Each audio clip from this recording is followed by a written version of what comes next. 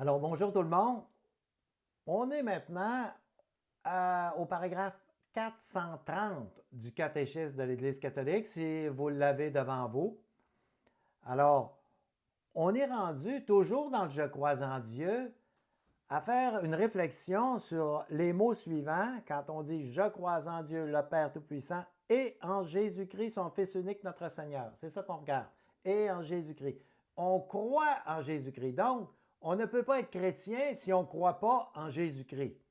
Alors, on est rendu là, dans notre foi et dans l'analyse d'une réflexion sur le Je crois en Dieu. D'abord, qu'est-ce que ça veut dire Jésus? Jésus, c'est un mot hébreu. Ce n'est pas un mot français. Hein. À force de le dire, on a fini par comprendre que c'est un mot français. Non, c'est un mot hébreu qui signifie Dieu sauve. Dieu sauve. Pourquoi? Parce que le péché, c'est une offense faite à Dieu et on en fait tous des péchés. Mais c'est lui qui peut nous absoudre. C'est toujours Dieu qui va nous absoudre de nos péchés. C'est pas le prêtre, c'est pas... Non, le prêtre, il représente Dieu. C'est simplement un représentant. C'est pas, Dieu lui-même. Mais il a ce pouvoir-là. Dieu lui a délégué un pouvoir. Le pouvoir de pardonner les péchés en son nom. Pas au nom du prêtre, au nom de Dieu. Alors, Dieu sauve, ben, c'est ça. Alors, il nous permet, il nous donne, il pardonne nos péchés.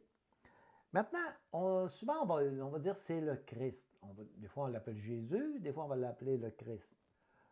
Ça vient d'où, ça, ce mot-là, le Christ?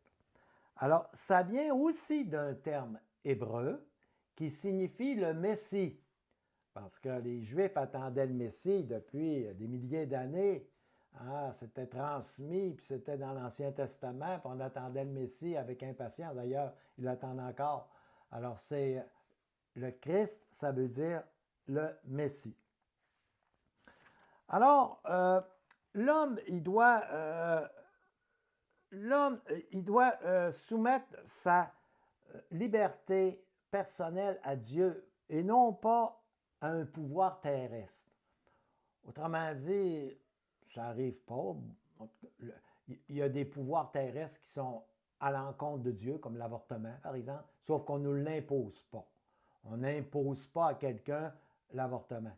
Mais si on nous l'imposait, ben on ne pourrait pas y adhérer en étant chrétien. Il faut que la loi de Dieu passe avant. Mais dans presque, je n'ai pas dans mon esprit là, une, une loi qui dit tu vas faire, je te l'oblige à l'encontre de la loi de Dieu. La loi sur la laïcité va dire tu ne peux pas porter de crucifix si tu es professeur. Bon, c'est pas à l'encontre, c'est pas bien. Bon, pour moi, je ne suis pas d'accord avec ça, là, mais en tout cas, ça. Mais c'est pas. Tu n'es pas obligé de porter un crucifix. Le catéchisme ne dit pas si tu enseignes, tu es obligé de porter un crucifix. Donc, pas, tu peux le faire. Vois-tu, ce que dit précisément le catéchisme, l'homme ne doit soumettre sa liberté personnelle de façon absolue à aucun pouvoir terrestre. César n'est pas le Seigneur. Alors, c'est Dieu qui passe avant tout. Alors, euh, croire au Christ, là, c'est nécessaire pour être chrétien. Si tu ne crois pas au Christ, tu n'es pas chrétien. Tu ne peux pas dire, moi, je suis chrétien, mais le Christ, non, je ne crois pas. Non, c'est impossible, ça. C'est d'ailleurs bien clair, là, dans le catéchisme, puis avec raison aussi. Alors, on dit que le Christ, d'abord, il est descendu du ciel. C'est une façon de parler, parce que Dieu, il n'y a pas d'espace. Alors, on dit qu'il est partout, mais il est descendu du ciel. C'est un espace spirituel. Ce n'est pas un espace physique comme on a l'habitude, nous, de concevoir l'espace dans notre conception des choses. On dit aussi que dans le catéchisme que nul ne peut atteindre le Père sans passer par Jésus.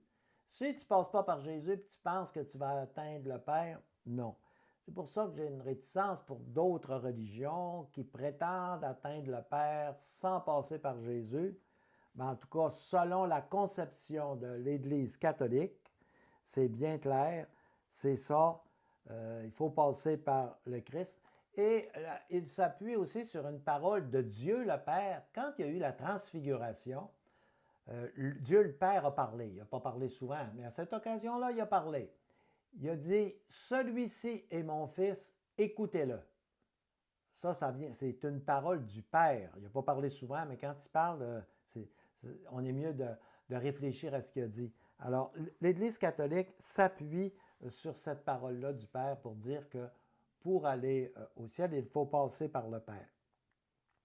Alors, Jésus-Christ, c'est un Dieu, mais c'est aussi un homme.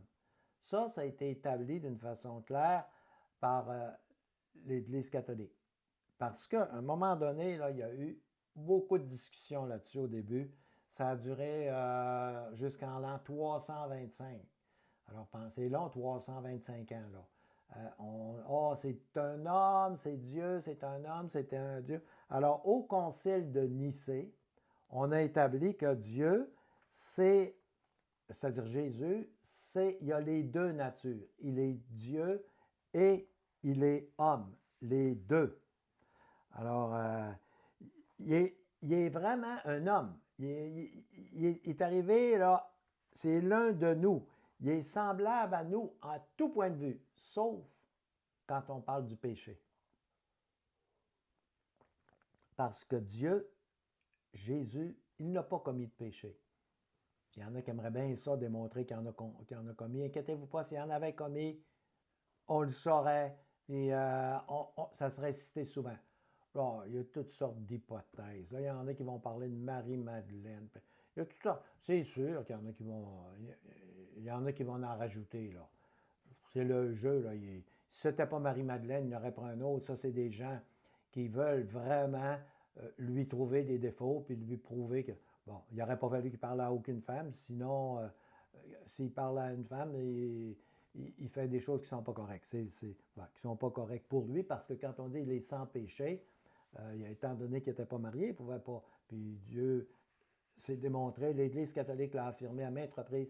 Je dois vous dire que j'ai beaucoup lu là-dessus. Puis quand l'Église catholique affirme d'une façon claire, comme c'est dit dans le catéchisme, c'est incroyable les études qu'ils font avant. C'est incroyable, incroyable. Je pensais au début, avant toutes ces lectures-là, j'aurais pensé que oui, à un moment donné, ils se réunissaient et ils disaient, ah non, c'est souvent, là, les réflexions, ça dure 100 ans.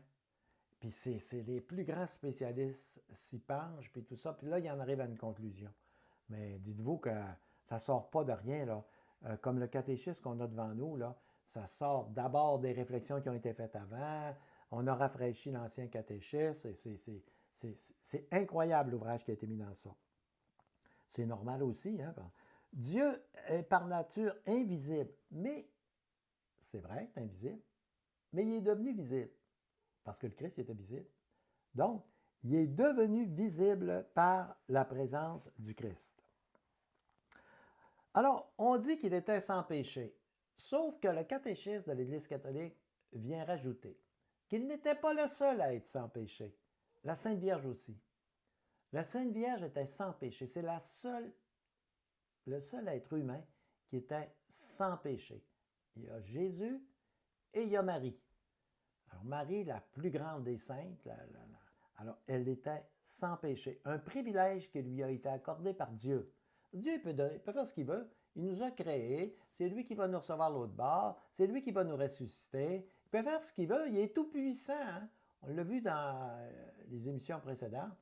Il est tout puissant. Donc, Marie, elle a été conçue sans péché et Marie, elle n'a pas péché. On dit que par Ève, la mort est arrivée et par Marie, la vie est arrivée. Alors, Marie, là, prier Marie, c'est ce qu'il y a de plus profitable. Donc, conçu sans péché. On nous dit aussi que, des fois, on parle des frères et des sœurs de Jésus. Bon. Là-dessus, le catéchisme de l'Église catholique s'est bien penché, puis ils disent, écoute, Jacques et Joseph, qu'on cite comme étant ses frères, ce sont les fils d'une Marie, disciple du Christ. J'ai déjà lu, mais ça, ce n'est pas dans le catéchisme. Ils disent que ça serait possible. Que Joseph, quand il a connu Marie, avait déjà des enfants. C'est pas écrit dans le catéchisme, ça, là. Mais c'est possible. Ça change quoi? Mettons que Joseph aurait eu un fils ou 2, 3 enfants avant de connaître Marie. Puis il est veuf. Ça ne changerait pas ma foi, moi. Mais c'est des hypothèses, parce qu'à un moment donné, à force de réfléchir, il trouve des hypothèses. Mais ce n'est pas ça le fondement de l'Église catholique, là. L'important, c'est, oui, c'est vrai que Jésus, il n'y avait pas de frère et il n'y avait pas de sœur. Ça, l'Église le confirme. C'est le Fils unique de Marie. Il faut le prendre comme ça. L'Église le confirme d'une façon très claire. Alors, la prochaine fois, on va voir les mystères de la vie du Christ. Ça, c'est intéressant. On est rendu à 512.